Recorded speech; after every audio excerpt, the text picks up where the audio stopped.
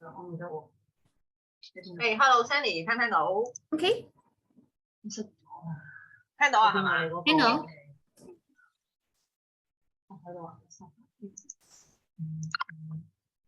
都係開草先。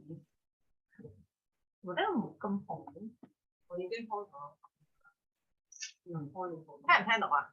聽到，聽到，清楚。我識睇聽。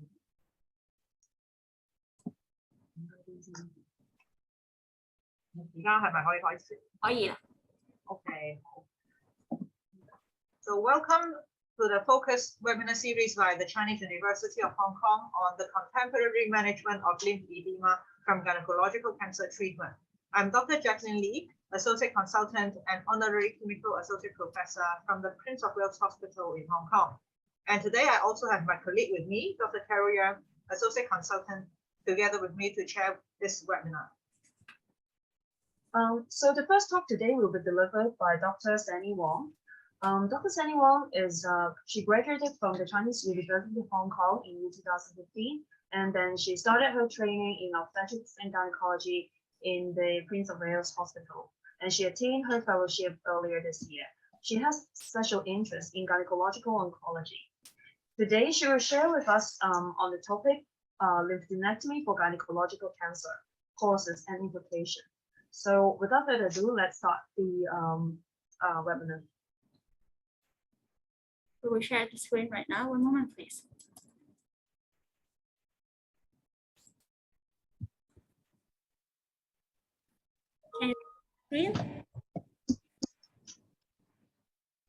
Can you see my screen? Yes, we can. Yes. Okay. So good afternoon. Thank you for inviting me to give the talk on lymphadenectomy for gynecological cancer today. So gynecological cancers often spread regionally to the pelvic and retroperitoneal lymph nodes following the lymphatic drainage pathway. So lymphadenectomy is therefore an integral part of the surgical management of gynecological cancers, and it carries diagnostic, prognostic, and therapeutic significance. So the need for and the extent of lymphadenectomy depends upon disease extent and imaging findings. So here show the common pathway for female pelvic lymphatic drainage. The lymphatic dissemination of gynecological cancers depends on the location of the tumor. It is actually more complex and it may follow several pathways instead of just one. So in simple terms, there are three common main lymphatic basins. So from the vulva and the lower third of the vagina, it drains to the inguinofemoral nodes. While for the upper vagina, the cervix and the endometrium, it drains through the lateral pathway to the external lymph nodes, and also through the hypogastric vessels to the junctional lymph nodes, which is between the internal and the external iliac vessels. While for the uterine corpus and the ovaries, it spread along the infundibulopelvic ligament to the para-aortic and the paracaval basins between the venal wings and also the inferior mesenteric arteries. So there are two main questions to be answered today. The first one is, when are we performing lymphadenectomy in gynecological surgeries? And the second one will focus on the risk of performing lymphadenectomy. So first, we will touch on vulval cancer. So for vulval cancer, majority of them are squamous cell carcinoma, and they are commonly spread by direct invasions or via the lymphatics to the inguinal and femoral lymph nodes, followed by the deep pelvic nodes. While the incidence of lymph node metastasis is related to the clinical stage and the depth of the invasion. So this is the Fickov staging for vulval cancer. With the presence of lymph node metastasis is already classified as stage 3, and a positive lymph node status has been shown to greatly affect survival.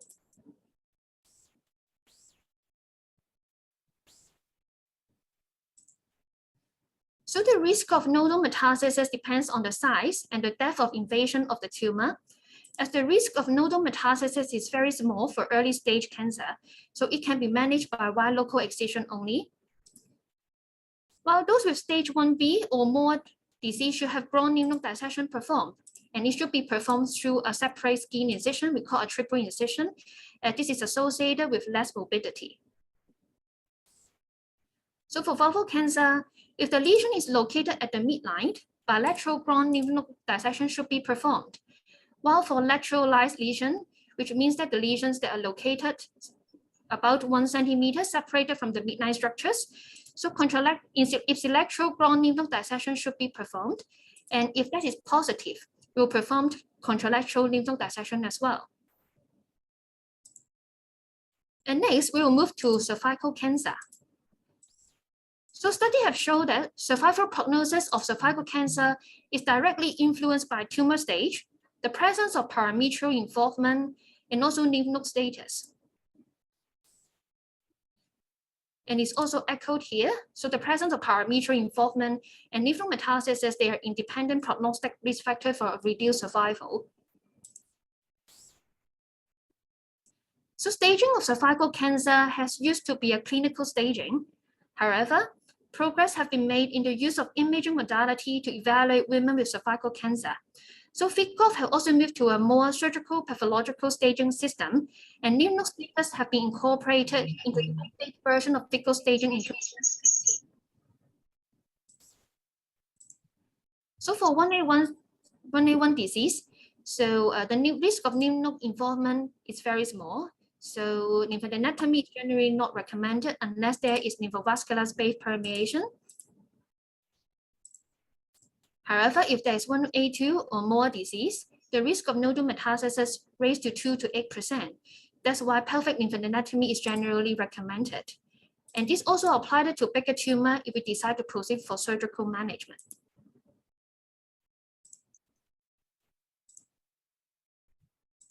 So for endometrial carcinoma, they can be classified into either stage 1 or stage 2 based on their histology with different prognosis.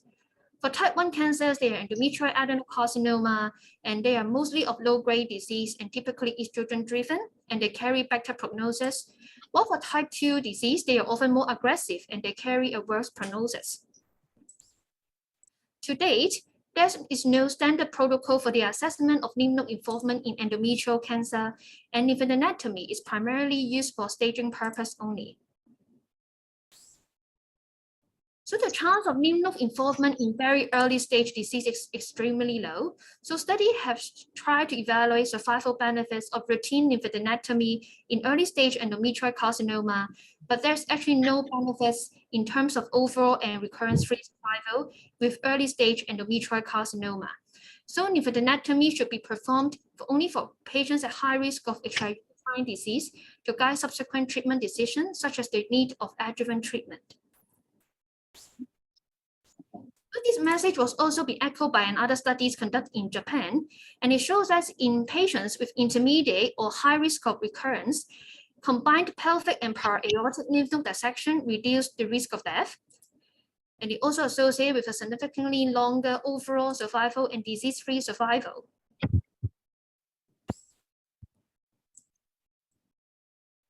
So in view of that, different risk stratification models has been suggested, and in general, for tumor with low-risk features such as their endometrial type, they are of grade 1 histology with less than 50% of myometrial invasion, with a small tumor and there's no cervical involvement or lymphovascular space invasion. So generally, lymphadenectomy is not required. But for tumor that carry high-risk features, then we'll proceed with systemic lymphadenectomy. So lastly, we go for ovarian cancer. So the treatment of ovarian cancer is primarily a cytoreductive surgery followed by adjuvant platinum-based chemotherapy, and is a standard treatment except for those that are not eligible for surgery or they have extensive tumor spread. The optimal cytoreduction is unlikely to be achieved. So optimal cytoreduction actually remains the key independent variable in predicting overall survival. There remains some controversy regarding whether through lymphadenectomy or just removal of the enlarged lymph node should be performed. However, study has shown that actually there's no statistically significant difference in terms of overall survival and progressive-free survival for a full lymphadenectomy. Yes, it is associated with a higher postoperative complications among those receiving systemic lymphadenectomy. So in ovarian cancer, usually we perform a debulking surgery. That means we palpate and we remove the enlarged lymph nodes only. Then we move on to what are the risks of lymphadenectomy in gynecological surgeries. So lymphadenectomy carry a risk of vascular injuries, and significant vascular injury was observed in around 1% of patients, and it involved injuries to the external or internal veins, or obturator or the superior vesical arteries during pelvic dissections, or it may also involve the injuries to the vena cava, the aorta, the common eyelid, ovarian or renal arteries during aortic dissections. Lymphadenectomy was also associated with some lymphatic complications, which is our focus today. So lymphocytes, they are encapsulated collection of lymph fluid, and they are mostly asymptomatic. However, for large lymphocytes, they may cause symptoms related to compression, such as pain, urinary frequency, and it may sometimes be associated with infection or even intestinal obstruction. Another lymphatic complications is lymphedema. So it's a chronic radiating condition caused by a buildup of lymph fluid due to dysfunction in the lymphatic drainage, and it will cause swelling, pain, and also an increased risk of infection. The resulting cosmetic and functional impairment actually leads to great psychological and physical damage. The reported incidence of lymphocyte and lymphedema varies across studies, which could be due to different types of surgeries performed, the extent of lymphadenectomy, and also different definitions. So lymphadenectomy, neither the number of nodes removed, the nodal status, nor the addition of para-aortic lymphadenectomy over pelvic lymphadenectomy would affect the risk of lymphocyte or lower limb lymphedema. However, studies have shown that actually cervical cancer is associated with a higher risk of postoperative lymphocyte formation, and is probably related to a more aggressive parametrial resection and also pelvic lymph node dissection. And also some studies have suggested preservation of the circumflex eyelid nodes is associated with a reduced risk of lymphatic complication after surgery. So damage to the lymphatic vessels occurred in a delayed fashion after radiotherapy, and it's also been multifactorial.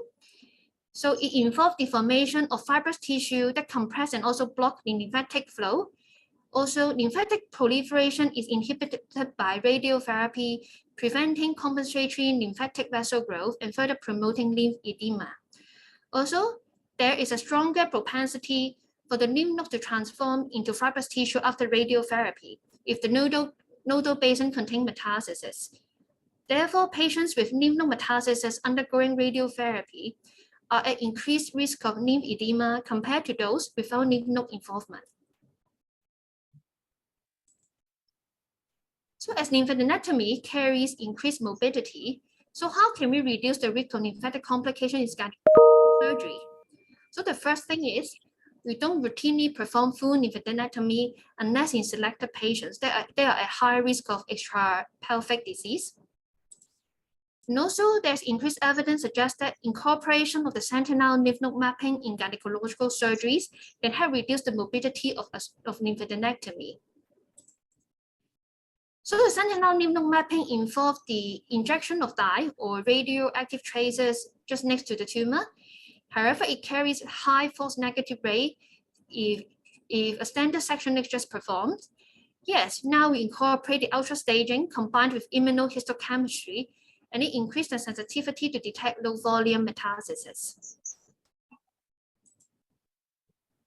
So in vulval cancer, sentinel lymph node excision is now being recommended in selected patients with early stage SCC as a means to avoid the operative morbidity associated with full inguinal-femoral lymphadenectomy, which may include postoperative wound complication and also lower limb lymphocyte formation. The study have shown that sentinel lymph node sampling is associated with lower short-term and long-term morbidity, with low risk of bone recurrence and a very favorable 3-year survival. While for endometrial carcinoma, currently there's limited evidence on the feasibility of sentinel lymph node mapping due to a more complex lymphatic drainage pathway and involve difficulty in injecting dye or radioactive traces preoperatively. While for cervical cancer, studies have shown that it's feasible and is highly accurate methods for sentinel lymph node mapping to estimate nodal status with a low false negative rate. However, it should only be performed in patients with clinically early stage disease, and it aims to identify high-risk patients to undergo primary chemoradiotherapy to avoid dual morbidity associated with a complete lymph node dissection together with adjuvant radiotherapy. So in summary, lymphadenectomy comprises an important part in gynecological surgeries. However, given the increased morbidity, lymphadenectomy should only be performed in selected patients to identify those that are at high risk of nodal metastasis to guide treatment decision, including the need of adjuvant treatment. And with the increased utilization of sentinel lymph node mapping, complications from lymphadenectomy is anticipated to decrease in future. So this is the end of my talk, and I would like to thank you for the invitation. We'll move on to Dr. Mac.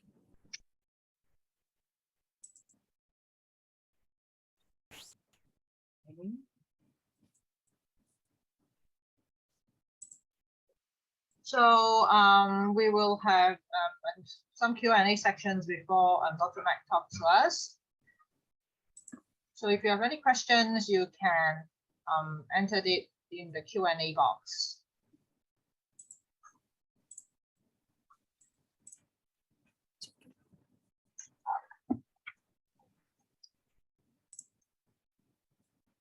So Dr. Mac is on his way, so he will be coming in a few minutes' time. So, Sani, I saw that you discussed about endometrial cancer sentinel lymph node mapping and said that the evidence is limited. But actually, I think that there are more evidence nowadays talking about the feasibility of sentinel lymph node in endometrial cancers, especially for low-risk endometrial cancer. So for high risk, I think the evidence it's still not that strong, but for low risk, I think that the evidence is adequate enough for us to perform sentinel lymph node mapping in low risk endometrial cancer cases. Okay.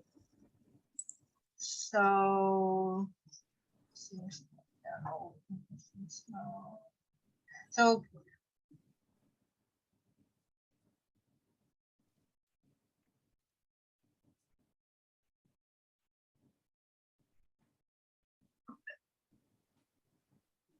meanwhile, while we are waiting for Dr. Mac, I can Dr. Mac is here now. So let me introduce Dr. Mac. He is the Associate Consultant and Honorary Associate Professor from the Department of Orthopedics and Traumatology from the Prince of Wales Hospital, the Chinese University of Hong Kong. So Dr. Mac graduated from CHK and obtained his membership and fellowship from the Hong Kong College of Orthopedic Surgeons and Royal College of Surgeons of Edinburgh. He specializes in hand and wrist surgery and has presented in numerous local, regional, and international conferences. For example, he's the guest speaker of the Human-Centered Design of Assistive and Rehabilitation Device courses of the Department of Bioengineering in Imperial College London, and speakers of the webinar of the Asia Pacific Risk Association International Risk Advocacy Society. He is also the faculty and committee member of various local and international workshops and have won local and international awards, including the Outstanding Teams Award in the Hospital Authority of Hong Kong, the Best Papers in Pediatric Orthopedics from the 40th Annual Congress of the Hong Kong Orthopedic Association, so just to name a few. So we have been referring cases of lymphedema to Dr. Mac's clinic because of his expertise in the surgical management of lymphedema. So without further ado, let's welcome Dr. Mac. Thank you, Sunny and Jacqueline, for your kind invitation. Let me just start the video. Is it too noisy from my side because I'm right next to a filter? It's okay. Let's talk about the smart.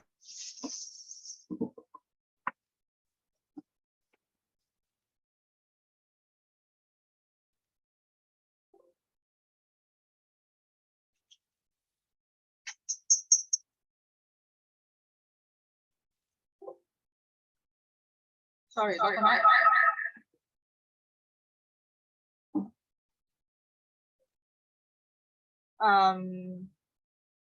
Dr. Mac, I think there's a problem with his connection, maybe.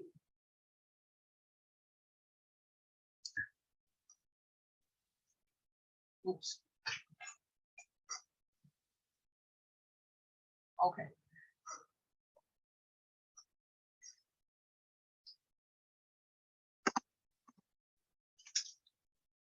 Okay. So Dr. Mac has a lot of experience in managing lymphedema from the treatment resulting from breast cancer. So mainly it's the upper limb lymphedema, and a few years ago he started to use this experience to manage lower lymphedemas from pelvic lymphadenectomy. So we have been referring cases because previously most of the lymphedema will be managed conservatively, and sometimes it's still inadequate for patients. So that's why we would like Dr. Mac to share his experience with us. So Dr. Mac, we can see you now. Okay, sorry, there was some unstable internet connection. So is it fine? Okay. Yeah, it's okay now. Okay, so just back to the outline. So first I'll talk about some physiology, then the diagnosis and some investigation and assessment of lymphedema, and to the management. So what we understand about our lymphatic system is that it comprises of conduits. That means lymphatic channels and organized lymphoid tissue, such as the lymph nodes and the spleen. It is closely related to the venous network in terms of the embryology. So that's why you will find lymphatic channels and systems closely related in anatomy to the veins. Except in the central nervous system, there is lymphatic system within each tissue and organ. And the lymphoid tissue includes the lymph nodes, spleen, thymus, and Peyer's patches in the GI tract. So there's an important connection between the interstitial and intravascular systems. If we talk about the lymphatic system, it is composed of the lymphatic channels which go into the thoracic duct and the right thoracic, the thoracic duct and the right lymphatic duct. And the thoracic duct will drain into the left subclavian vein and the right thoracic duct into the right subclavian vein. And there are also lymph nodes, which is shown here. And within the lymph node, there are intrinsic channels of communication between the lymphatic and the veins that drain the lymph node. So if for each lymph node, typically it is very closely related to veins, and there may be several veins draining one lymph node. So the lymphatic system facilitates removal of ECF and soluble proteins such as the albumin from the interstitial space. It is important for immune traffic to facilitate the passage of lymphocytes and white cells to lymph nodes. And it facilitates lipid absorption from the GI tract. Each day, the lymph formation is around 2 to 4 liters in a normal person and comprises up to 80% of total plasma proteins to the circulation each day. So in a normal lymph flow, there are lymphatic capillaries, and it goes into what we call a pre-collector lymphatic vessel and to the collecting lymphatic vessel. So the flow in lymph nodes is in lymphatic channels is unidirectional in a normal situation. And ultimately, from the capillaries, it goes into collecting ducts and into the lymph nodes, and then into the systemic circulation. So this is how it looks like under electron microscopy. Actually, the lymphatic ducts also have valves similar to veins. Okay, so you have smooth muscles and valves to prevent lymphatic fluid from reflux. So the flow maintains its unidirectional flow. So the smooth muscle cells will ensure that the lymphatic channels have contractility, and they contract up to 10 times per minute. And it takes 1 second to reach full contraction. So it's kind of like the GI tract, where there is peristalsis and active transport. So this is how the lower limb looks like in terms of the lymphatic system on the right. Each color-coded one system of lymphatics. So there are 4, and 2 of them are major. There is one on the medial side along the greater saphenous vein, and one on the posterior side, posterolateral side, along the short saphenous vein. And you also have one on the anterolateral and the posterolateral. So actually they do follow the main superficial venous system, namely the great saphenous vein here and the small saphenous vein. And ultimately, the nodes are located, the major nodes that drain the lower limb are located near the junction of the great saphenous vein and the femoral vein at the groin opening here. And the major the major nodes that drain the lower limb are the infralateral and the inframedial nodes. And we will come to this in a minute, because this also dictates where we can harvest lymph nodes for vascularized lymph node transfer. So we want to harvest functional lymph nodes, but to avoid the nodes that are important for the lower limb. So similarly, for the upper limb, there is the lymphatic channels follow the major veins, namely the cephalic and the basilic veins. And also there is a lesser one in the intermediate, which is the median vein. So oftentimes in cases of cellulitis and lymphangitis, we can see this kind of clinical sign, which is the ascending lymphangitis, and they usually follow a major venous system, in this case, the cephalic vein. So let's talk about the etiology of lymphedema. And actually, although it is not related to gynecology, the worldwide leading cause of lymphedema is called lymphatic filariasis, which is caused by a parasitic disease caused by worms, which is named the Wuchereria bancrofti. More than 30 million people worldwide have been infected, even in the modern days. So this is transmitted by mosquito bites. The larvae are injected into human skin, and they grow and migrate into the lymphatic vessels, and they cause obstruction. So basically, they occupy the vessel and obstruct, just like the situation when you remove the lymph nodes in the pelvic cancer and causing secondary obstruction. So there are other causes of secondary lymphedema, such as the surgery, radiation, trauma, burns, infection. Chronic venous insufficiencies can also cause secondary lymphatic obstruction and immobility itself. So when we are presented with chronic limb swelling, we want to differentiate what is causing the swelling, because the management may be a bit different. These swelling of lower limb may present to us in cases of pelvic malignancy. So in the left-hand side and the middle, these are chronic venous obstruction as evidenced by the pigmentation. So this is called hemosiderin deposition. They are usually accompanied by signs of chronic venous insufficiency, dilated veins, and so on. And on the right, this is lymphedema, which is very chronic, causing a lot of skin changes, and we call this elephantiasis. These are called warty growth with papillomatosis. So how can we understand the formation of lymphedema in terms of the circulation? So in the microcirculation, there is the arterial. The blood will go into capillary and drained by the venous. in the capillary, the walls of the capillary are full of pores, so the fluid can easily get out of the capillaries into the interstitium. Okay, so if the arterial has a high pressure, this will force the fluid out of the capillary, and this is helped by the osmotic pressure in the interstitium, in the interstitial tissue, and causing a net outflow into the first space. So this outflow from the capillary can be increased by increased hydrostatic pressure, such as in heart failure, chronic venous insufficiency.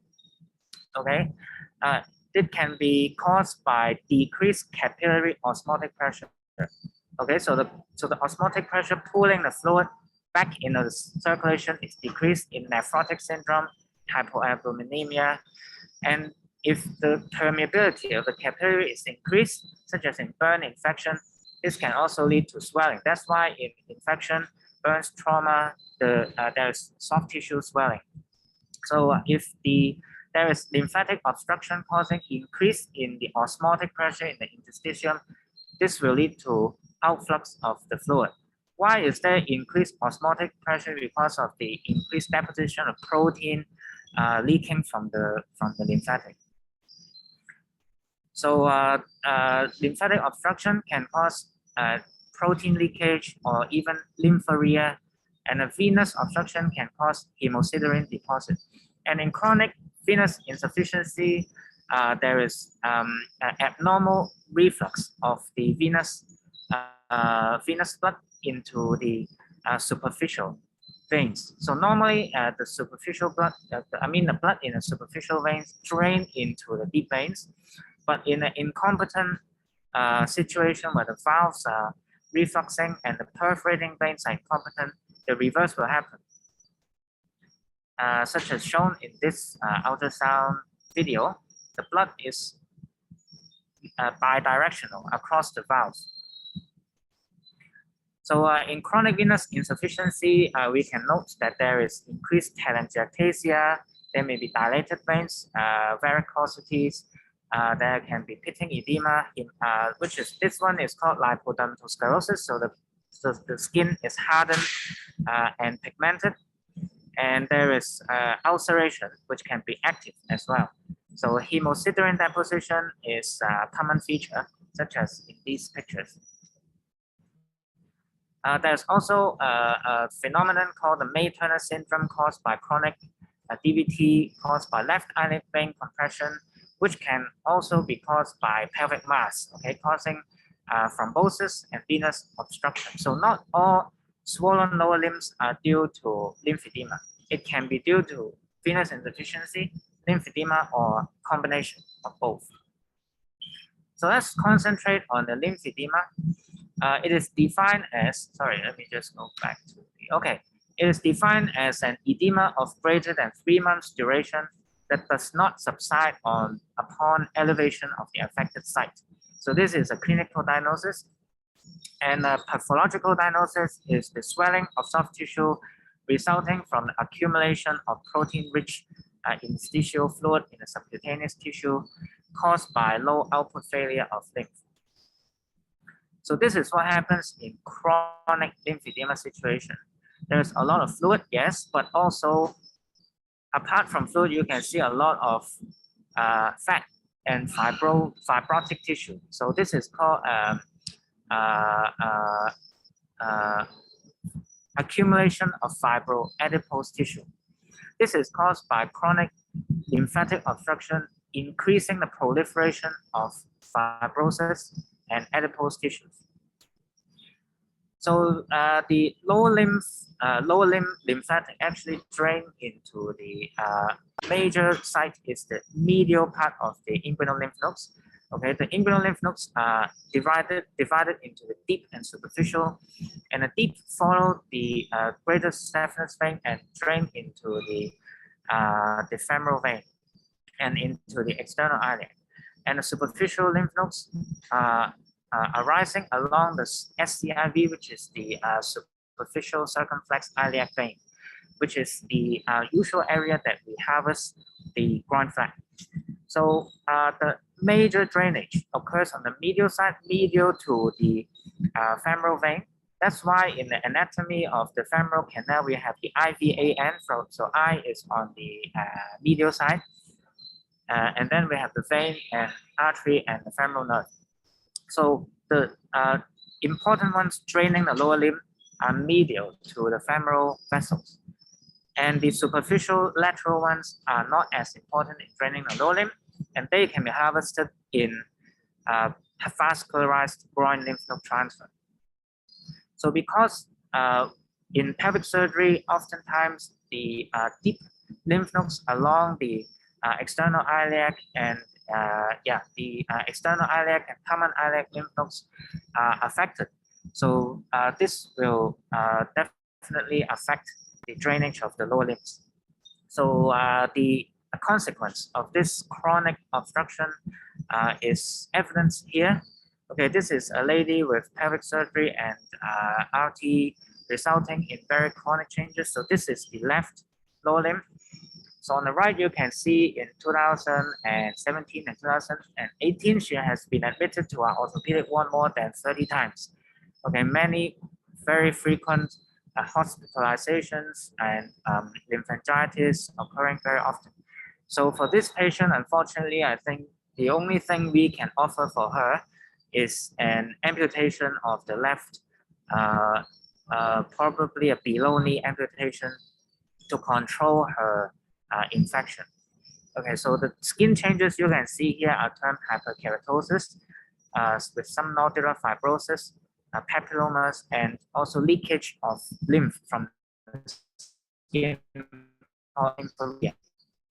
So there are many systemic causes, as I've just covered briefly, and we will concentrate on lymphedema. For circulatory causes, apart from venous and lymphatic insufficiency, there can also be one cause called the RSD, reflex sympathetic dystrophy, in which there is increased or abnormal sympathetic discharge affecting the vasomotor changes.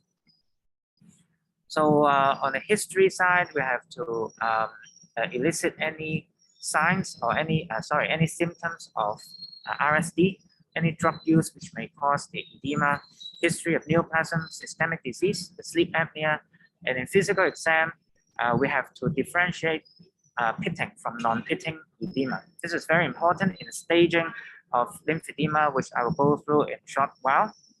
We have to note any changes of insufficiency such as varicose veins, pigmentation, lipodermal sclerosis, stemocide, which I will show in a minute, and skin changes pertaining to lymphedema. Investigations include the exclusion of chronic venous obstruction, such as the use of duplex Doppler ultrasound. This can support our diagnosis that is not due to venous obstruction or not secondary, or a combination of venous and lymphatic obstruction. Okay, bioimpedance can help us detect early changes in tissue fluid accumulation or tissue fluid formation in the limb, and the lymphoscintigraphy is a gold standard to establish the presence of lymphedema. So lymphoscintigraphy is when you inject a radionuclide radiotracer such as technetium-99 into the subdermal layer, which is taken up by the lymphatic system, and ultimately they will show up as draining into the lymph nodes and into systemic circulation, such as the delay scan on the right side. But in this patient, there is early delay in the tracer uptake on the right side, as shown here. So the staging, okay, of lymphedema corresponds to the pathological changes. In the early stages of lymphedema, there is ectasia, which means abnormal dilatation of the lymphatic channel. There is valvular incompetence, and then the smooth muscle will hypertrophy, as shown in B, with fibrosis. Because of the lack of elasticity, this will affect the pumping of lymphatic fluid up the system. Eventually, there will be sclerosis and narrowing of the lumen. and ultimately absence of flow due to total obstruction. So the International Society of Lymphology staging, or ISL staging, is from 0 to 3. In stage 0, it is subclinical. The tissue's consistency remains normal, but there is a latent impaired lymph transport. In stage 1, it is reversible. That means if the patient elevates the lower limb or the upper limb, the lymphedema goes away. There may be pitting, but it is a soft pitting edema. In stage 2, there is irreversible lymphedema. That means if the patient elevates the limb, the lymphedema does not go away. There is already a deposition of the fibrofatty tissue, and so that's why the edema no longer remains pitting, and it is a firm kind of edema, non-pitting edema. Non-pitting edema represents a late stage. There's a positive stemmer sign. So what is stemmer sign? Is when you try to pinch the skin of the toe at the MTP joint near the web space. So in a normal person, you can pinch up the skin of the dorsal part of the toe, but in a lymphedema patient, this is not possible because of the fibroadipose tissue deposition. So the patient can experience frequent infections, and in the final stage, stage 3, there is lymphostatic elephantiasis as shown by the patient previously. So this is another more detailed staging, but the ISL staging is the one we use most often. This is a Campisi staging in Europe. Lymphedema surgeon called Campisi, and further divided stage 1 into 1A, 1B, and it goes up to 5 stages. So mainly the ISL stage 2 is further subdivided into 3 and 4. So this is a case of stage 1 lymphedema due to CA corpus with no adjuvant treatment. Okay, this is maybe a presentation of 2 years. So there was transient right lower limb swelling for 3 months, but self-subsided. And as you can see in the lymphoscintigraphy, the lymph nodes are still well shown, although there is some delayed transport in the delayed phase, but ultimately there is good clearance, okay, of the tracer injected into the foot. So this is early stage.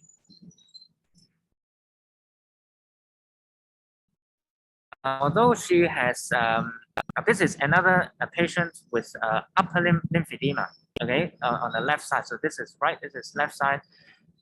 She has a modified radical mastectomy with axillary dissection and RT, had recurrent lymphangitis for multiple times.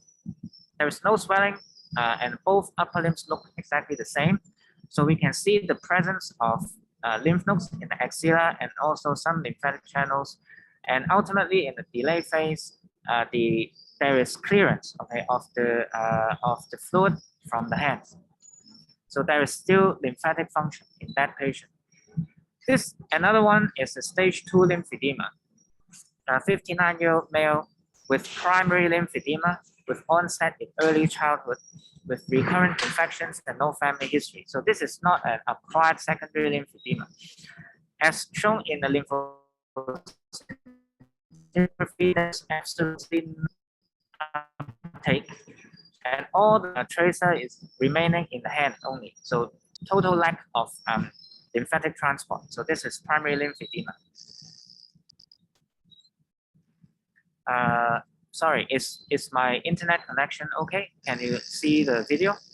Okay, I'll just go on. So this is how it looks like in what we call the ICG lymphogram, indocyanine green lymphogram. So we inject the dye into the hand. So this is what we call dermal backflow. All the dye is leaked from the lymphatic channels into the soft subcutaneous tissue. You cannot see any linear structure at all, so you can't see any lymphatic structure. There's absence of lymphatic channels up the forearm and the arm. It's totally dark. So this is compatible with the lymphatic dysplasia. Another stage 2 patient with modified mastectomy 2015 axillary dissection. Again, the left side shows a lot of dermal backflow. So this is termed dermal backflow because the lymphatic fluid escapes from the lymphatic channels and deposits into the subcutaneous tissue into patches, okay, of the contrast. There is a lack of uptake by the axillary lymph nodes. So you can still see some evidence of lymphatic transport up to the upper arm, but then it all leaks out. And the corresponding ICG lymphogram shows this. So there are still linear lymphatic channels up the dorsum of the arm into the forearm. So this is still feasible for, because of the functioning lymphatics, this is considered still feasible for surgery to bypass obstructing lymph nodes. So this is just to show the active transport of lymphatic up the lymphatic channels. If I ask the patient to contract her hand, I'll just show this again. I ask the patient to contract the muscles by forming a fist and relaxing and repeating for 20 times. And we can see the active lymphatic transport up the forearm due to the functioning smooth muscle of the lymphatic channels. So the flow is still largely unidirectional. There is minimal dermal backflow here, although the lymphatic channels are dilated. So this is an early ectasia of the lymphatic channels. So for this patient, she was still amenable to some form of lymphatic surgery, which is called the lymphaticovenular anastomosis, LVA, in which we connected the lymphatic vessel. In this case, it's the two white vessels connected to the pinkish vessel, which is the venule. The ICG lymphogram is also useful to stage the severity of the disease. So Professor Koshima from Hiroshima in 2011 published a paper on the staging based on ICG lymphogram. So on the top left corner, this is stage 1, which is the ectasia or dilatation of the lymphatic vessel, and this corresponds to the pathology as explained earlier. Stage 2, it starts to have leakage, and this is called a splash pattern, in which the lymphatic or the interstitial fluid escapes from the vessel, deposits into the subcutaneous tissue, but some of it still gets transported up the arm, so it occurs in patches. And it's what we call, or what he calls, stardust pattern, like in the night sky for those who love astronomy. So nodules, okay, and speckles of ICG depositing into the subcutaneous tissue, and in the more severe cases, diffuse. So a lot of extravasation into the limb. So another staging proposed by Chang in the United States. So in stage 1, there you can still see many lymphatic channels with patchy dermal backflow. And in the second stage, the number of vessels are reduced. You have less functional lymphatics with patchy dermal backflow, and you start to get the stardust pattern. And in the end, in the final stage, you have extensive diffuse backflow. So both the staging patterns are talking about the backflow. So to summarize the diagnosis and assessment, it is important to have a differential diagnosis of chronic limb swelling, and we have showed the different clinical signs and symptoms in chronic venous insufficiency and chronic lymphatic obstruction. Okay, duplex Doppler ultrasound is complementary in cases with unclear etiology. Lymphoscintigraphy is helpful to establish the diagnosis, and ICG lymphogram reveals lymphatic function and guides the surgical management. Up to this point, are there any questions from the audience? I see that there have been some participants who raised their hands. Are there any questions that would that the panel would like me to address?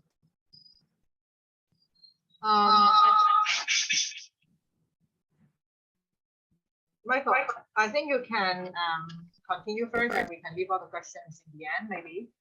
Okay, sure. So I will now continue on Can you hear me? to the management. Hello, Michael, can you hear me? Yes, yes. Is it clear? Hello, Hello. Hi, can you hear me now? can you hear me, Michael? Yes, yes. Can you hear, Jacqueline? Michael, maybe you can continue first and we can leave all the Q&A to the end. Not working. Can you hear me, Michael? Yes, I can hear you. Can you hear?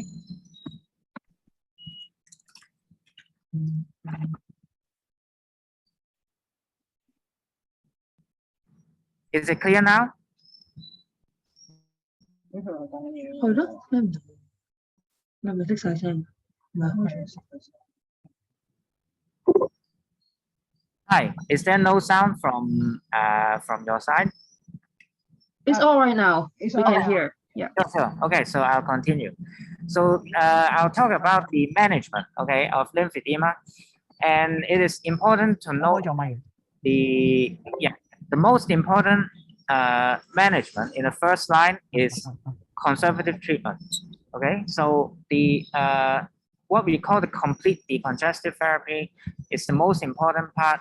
Whether the patient has mild, moderate, or severe disease, whether the patient wants surgery or does not want surgery, we always start with decongestive therapy, conservative management. It is the form of management with the most amount of literature support and most well studied and well shown in consensus.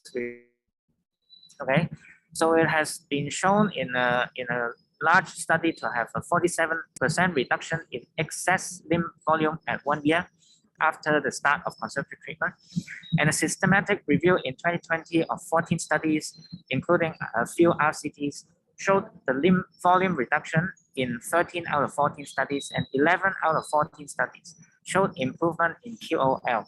So whether in terms of the quality of life, volume reduction, infection control, it is all shown to be useful.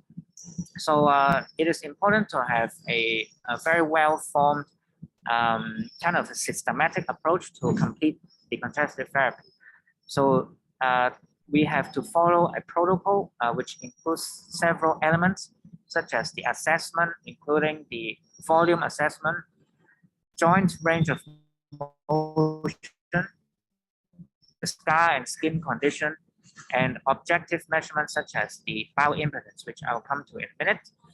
And finally, the QOL assessment by patient subjective rated assessment scores, such as the DASH score. Treatment includes active limb exercise, shoulder exercises, and breathing exercises. Lymphedema classes will teach patients how to do manual lymphatic drainage by themselves, which is a kind of a gentle massage along the lymphatic channels, the revision of exercises, skin hygiene, and some do's and don'ts to reduce the risk, and some optional adjunct treatments such as laser and bandaging. So for our hospital, Prince of Wales Hospital in Hong Kong, the physiotherapists and occupational therapists are happy to help patients to have this kind of a decongestive therapy. So the physiotherapists will teach patients in classes. They have a book or a small booklet which shows patients all the different kinds of maneuvers for the lymphatic drainage and upper limb and lower limb lymphatic exercises. And if patients are self-motivated enough, they can perform self-managing techniques, which well, first of all, it has therapeutic value, and second of all, it helps the patient to be motivated enough to treat himself or herself. So it achieves both purposes. Patients are taught limb exercises from proximal to distal, and this is our physiotherapist, Ms. Mo, doing the laser treatment, targeting the axillary lymph nodes. So our occupational therapists in Hong Kong can help to do what we call volume assessment by measurement water displacement and a new standard called the pyrometry. This parameter uses the infrared, and patient can just put his limb into the machine and it can calculate the volume by using an algorithm. They also help patients to tailor-make pressure garments, which is in our center, it's made of a material called lycra. It's an elastic material. It's tailored according to the different segments of the limb. We aim at 10 to 15% of a reduced limb circumference to achieve the compression required. So nowadays, actually, we no longer use the water displacement because it's very messy. As you can see, this water tank is just next to an electrical socket. It's not exactly very safe. It's kind of old style, and it has also has some errors because it depends on how deep the limb is immersed into the water. So nowadays, the gold standard we like to use is the pyrometer. So another kind of assessment is not so much the volume, but the composition of the limb, of the soft tissue. So we do this by means of a device called bioimpedance, or BIS, bioelectrical spectroscopy. Okay, so this uses resistance to the electrical current in the fluid in the tissue in comparing the composition of fluid compartments within the body. So different compositions or different types of tissue have different resistance to the electrical current. And this discrepancy can tell us how much which kind of tissue or fluid inside the tissue, inside the body, inside the limb actually. So it is able to detect even subclinical early lymphedema, and it's a good modality to document the pre and post intervention outcomes. So the complete decongestive therapy is comprised of the intensive and the maintenance phase, and the intensive phase lasts for 3 months. Okay, initially the patient has to do up to 1 hour daily for several weeks, depending on the response. So it consists of manual lymphatic drainage, in which the patient is asked to gently push or massage the skin along the lymphatic channels, which, as I've shown in the upper and lower limb, they correspond to the major venous systems. There is a graded pressure garment to help to mobilize the edema fluid. The patient performs exercises with the limb in elevation starting from the proximal to the periphery. Okay, there are deep breathing exercises to promote the core venous and lymphatic flow. So it is very important to drain the core fluid and then moving on to the periphery. So the maintenance phase is lifelong after the first 3 months of the intensive phase, consisting of pressure garment and self lymphatic exercises once a day. It is important for patients to reduce risk factors because lymphedema is permanent, it's lifelong, and these include weight reduction, increasing the physical activity appropriately, not too much, with skin care and skin hygiene, and limb elevation. Finally, we come to surgical management. Surgical management is only indicated in cases with insufficient or inadequate response to conservative management. So there are some facts to consider, including the efficacy. We have to explain the efficacy of certain surgical treatments such as LVA and vascular lymph node transfer, which I will come to in a minute. So there are 2 approaches to surgical treatment, including physiological drainage and resection or debulking surgery.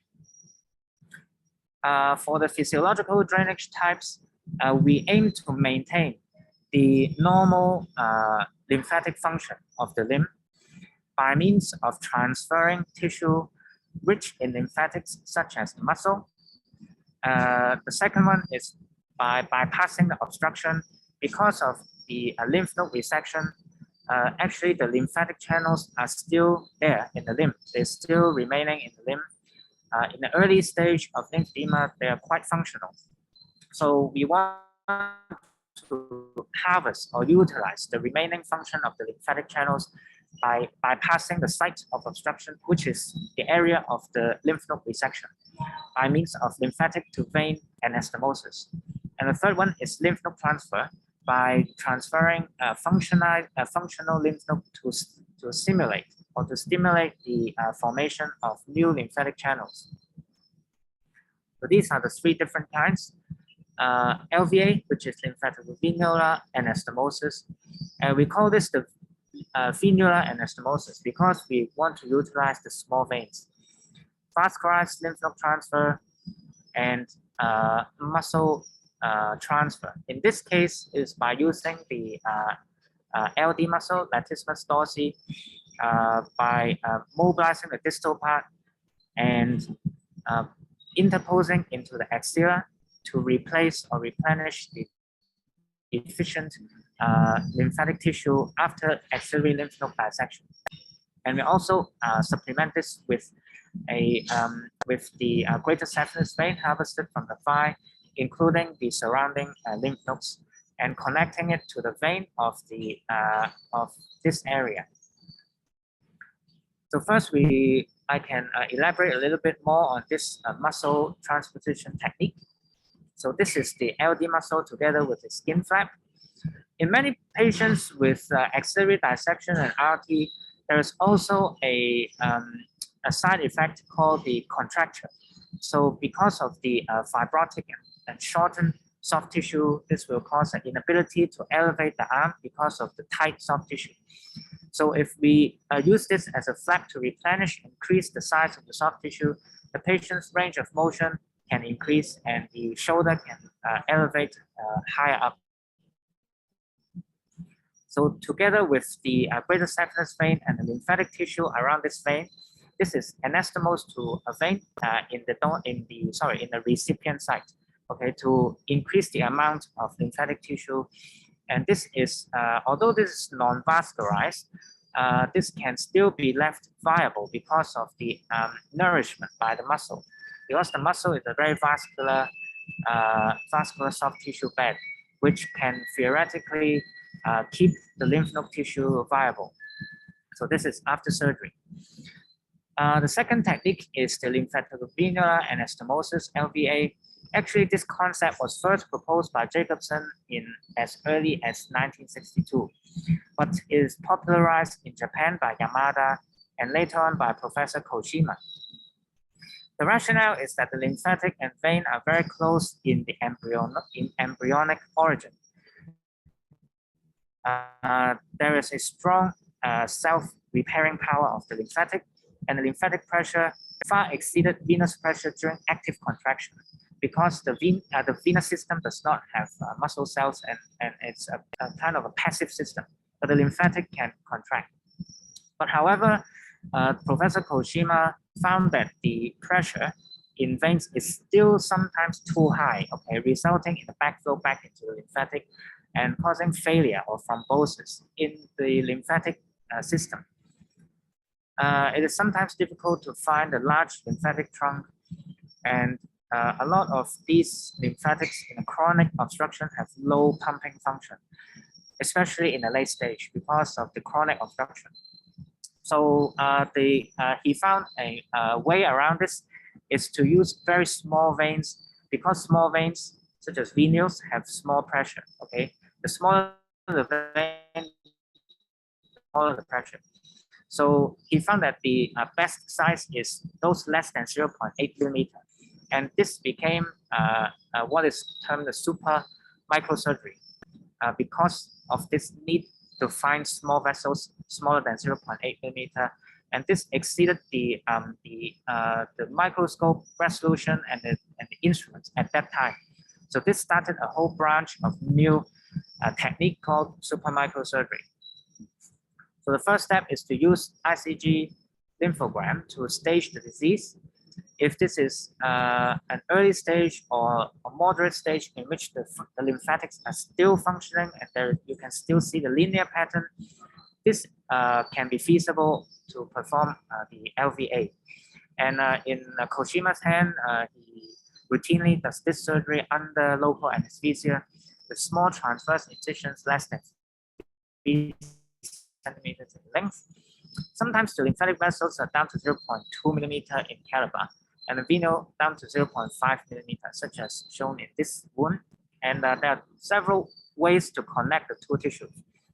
The best is to keep in mind that we do not want to disrupt the remaining lymphatic system by cutting it apart. So we don't want to cause more lymphedema than before the surgery.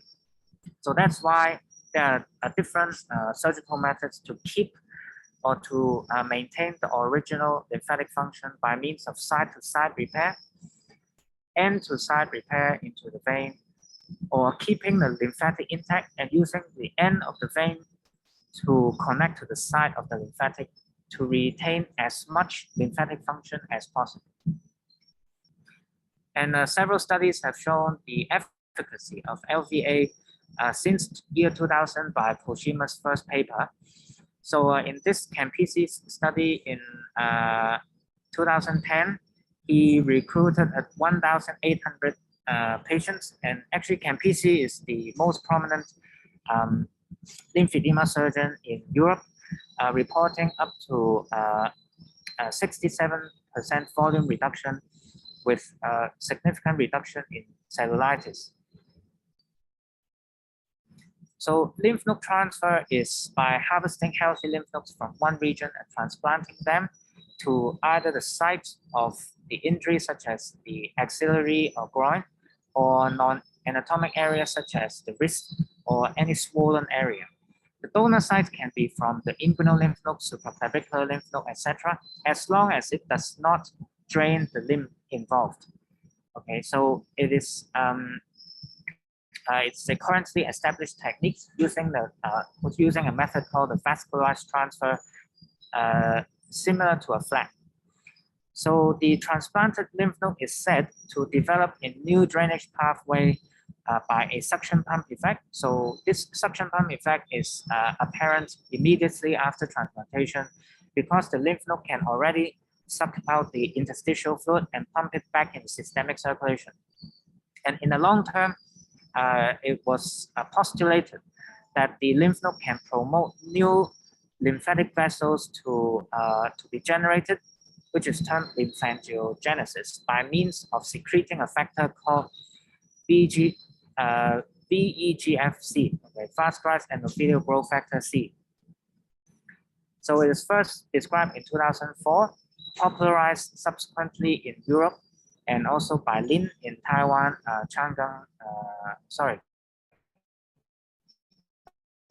in Taiwan, Chang'an, mid-Taiwan. So different authors have used different donor sites such as the groin lymph node, the supraclavicular lymph node, and this is one recipient site, which is the wrist. The author of this technique postulated that the more distal, the better the effect of the lymph node because of the gravitational effect, most of the fluid is accumulated more distally. So when the patient is upright during daytime, the fluid accumulates distally, and this can be taken up by the lymph node into the systemic circulation. We in PWH prefer transposition to the elbow or the forearm area, which is less cosmetically apparent or obvious, because in the wrist, this is like wearing a large watch. It's not very aesthetically pleasing because the wrist is a very small area.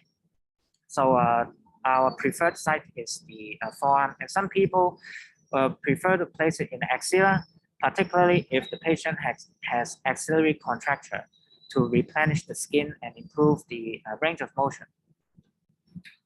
The non-physiological method is the resection procedures, and the most famous one is called a Child's procedure, in which the skin fascia is excised and leaving the muscle exposed, and then the wound is skin grafted. But there are a lot of complications with this technique, such as breakdown of the graft, ulceration, scarring, and very poor cosmetic outcome. It is actually reserved for patients with very severe edema with no feasible surgical method, and for severe skin changes such as the papillomatosis. So this is one case with all the soft tissue resected and later on grafted, and this is the outcome. So you can see it's like the outcome after a burn injury. So a modified child's procedure, so to say, is to reset only the subcutaneous tissue, the fibroadipose tissue, without resecting the skin. So this method is to use a curvilinear skin incision, removing all the fibroadipose tissue. And you can see after removal, the skin is very lax. We leave the muscle and the important neurovascular structures intact. And afterwards, the skin is quite redundant. Actually, a few kilograms fibroadipose tissue with just one incision in the limb. So this is how the redundancy of the skin looks like. 伸直腳睇下，瘦咗好多嘛個手，開唔開心啊？開心啊！真係喐得好啊！ So the patient is quite happy with the resection procedure because immediately after surgery, the size is much reduced. Okay, but the keyword is immediate. The effect of this surgery is usually quite transient, and the recurrence rate of the swelling and the infection is quite high. So usually we reserve this for either very severe patients or as a combination, okay, together with physiological approach. So I will just expand with some case presentation, some case examples of LVA. 60 lady with post-mastectomy, left upper limb lymphedema with multiple infection episodes. And we previously performed an LVA in 2017, but infection started again in 2019. We did another LVA for her. First, we do an LCG lymphogram. We can still see quite functional lymphatics. Okay, so despite the amount of fibroadipose deposition, the lymphatic channels themselves are functional. So we draw out the lymphatics and make a transverse incision. Okay, this is how we map out the lymphatic system. And the dotted line represents the vein. So typically in the operating theater, we borrow the vein finder from the and use it to help us locate the veins. And this is the transverse wound around 2 to 3 centimeters. The white one is the lymphatic. So it's actually quite well defined, although transparent vessel. And this is the anastomosis using 11 or 12 old suture in an end-to-end method from a vein to the lymphatic. So the most difficult part of this surgery is to find accurately the lumen, because if we cannot place the needle accurately in the lumen, this will catch the back wall and the anastomosis will not be patent. So this is the marking. Okay, this vessel is around 0.4, 0.5 millimeters in size, and the vein is around 0.4 millimeters. And this is how it looks like. After anastomosis, we can use the ICG lymphogram to confirm the patency of this repair. So this is not a still shot, but a video. I just want to show you actually how the lymphatic on the left side is actively pumping the fluid into the vein. It is very slow, so please bear with me. It occurs near the end. So let me just fast forward. So this is how it pumps. Okay, there is some movement of the lymphatic. Yeah. So this is after the anastomosis. So the vein becomes more or less looking like a lymphatic. It's a little bit transparent, less pinkish, less blood in the vein. Okay, so I'll just this showing, I think it's probably an end to side anastomosis. Yeah, this is sorry, this is another end-to-end anastomosis. So on the below it is the lymphatic, above this is the vein. And this is showing end-to-end and end-to-side anastomosis configuration. So this one is the lymphatic, connected to the side is a vein. So the end of the vein is connected to the side of the lymphatic. So trying to preserve as much lymphatic function as possible. And this is after the operation, after the wound has healed. The scars are quite small and inconspicuous. And this is another patient with lymphatics. As shown here, this is under around 20 to 30 times magnification. So this is the side of lymphatic below. The transverse, the horizontal one is the lymphatic, and the vertical one is the vein connected to the side of the lymphatic. And this is after the connection. You can see the vein looks like a lymphatic vessel now. It is not pink, there is no blood, and it is quite dilated from the pressure accumulated because of the lymphatic. So it is quite nice if you can find a low pressure vein connected to a high pressure lymphatic channel with obstruction. Then you can successfully drain the accumulated fluid. Another patient 2 years after surgery showing the inconspicuous scar. And so far, I mean, in our center up to 2020, we have performed around 11 cases. And there is control of the infection. From the left side, the patients have had 3-4 times infections.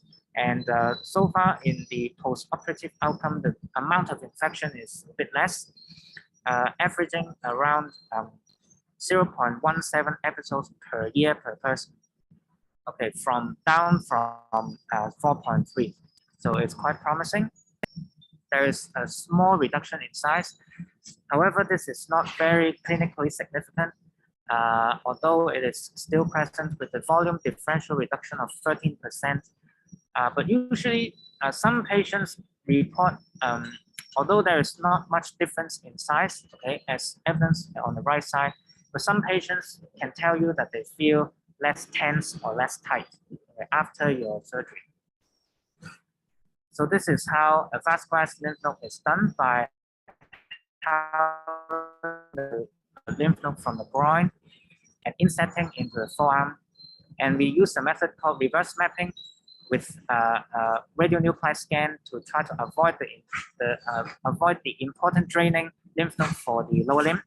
This is the SCIA lymph node flap, okay, by harvesting the superficial circumflex iliac artery, insetting into the proximal forearm on the medial side, and connecting to the recurrent ulnar artery. This is another case that, if you remember, is a case from the primary lymphedema, and we connected to the recurrent radial artery for this patient by locating using ultrasound preoperatively. So this video is not showing. And we harvest the groin lymph node together with the fascia down to the fascia and protecting the important nerves in the lower limb, including the genitofemoral and the lateral cutaneous nerve of thigh. And this is the anastomosis into the forearm by repairing to the artery and 2 veins. And this is 2 months after surgery. So actually, in some patients, there is evidence of the function of the transferred lymph node. This is another patient with lymph node transfer 2 years down the line. This is pre-op, and this one is post-op. We removed the skin paddle due to skin necrosis after surgery, but the lymph node remained still functioning. And the post-op lymphoscintigraphy after 2 years show the presence of the transferred lymph node at the site. So in summary, patients with lymphedema should undergo conservative treatment first by therapy. If this is successful and acceptable to the patient, this is maintained lifelong. If this is not adequate, if there's breakthrough of infection, failure to control the size of the limb adequately, then we have to stage the disease. In an early stage where the lymphatics are still functioning, confirmed with ICG lymphogram, we can perform multiple LVA or fast-class lymph node transfer if there is breakthrough infection or failure of the LVA for adequate treatment response with or without the resection of excess tissue, which is the modified Charles procedure. If it is in a late stage, no functioning lymphatic channels can be identified on ICG lymphogram, then a viable treatment would be the vascular lymph node transfer with or without debulking procedure, or in very frail or more patients with comorbidities in which the surgical risk might be too high, then we can attempt debulking surgery alone, but accepting that there will be a chance of recurrence within 1 year of the swelling or the infection. So although lymphedema itself is an incurable disease, but treatment is possible and can significantly improve both the symptom and quality of life. So with this, I end my talk here, and I would be happy to answer any questions from the audience. Thank you.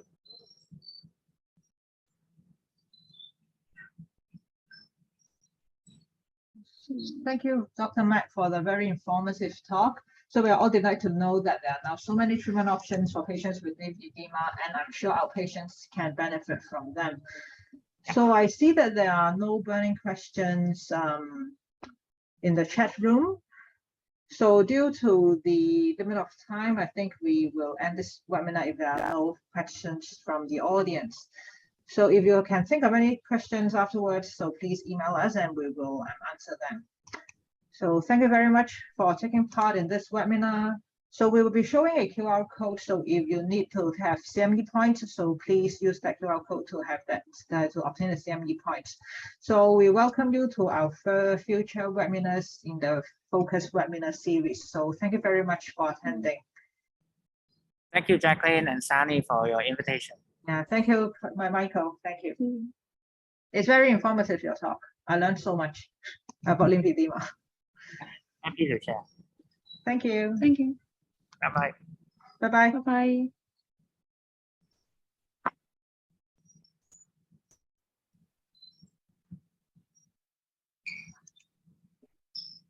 Ah,